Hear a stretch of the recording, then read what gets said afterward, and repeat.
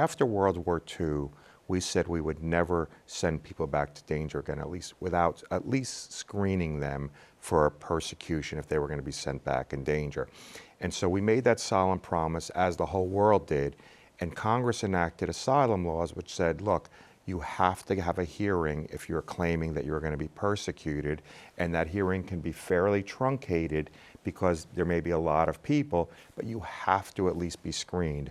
Well, President Trump came in on day one of his second term and issued a proclamation saying, migrants are invading this country and I'm eliminating all pathways to asylum. And so what that means is, even if you come here and present yourself lawfully at a port of entry and you say, look, I'm a Christian family and I'm coming from a country where Christians are persecuted, I have clear evidence that I've already been persecuted, you can't get screened for asylum. There is absolutely no screening. Everyone says, well, there's chaos at the border. There has to be a middle ground between no asylum and complete chaos, and that's what we're for, but there has to be some basis for asylum. And really, it's a separation of powers case, because what President Trump is saying, I can wipe away all asylum, even though Congress has enacted these asylum laws. And so he is saying, I don't care that Congress has done it, I'm going to wipe it away. And we have brought a lawsuit, and we prevailed in the lower court in D.C.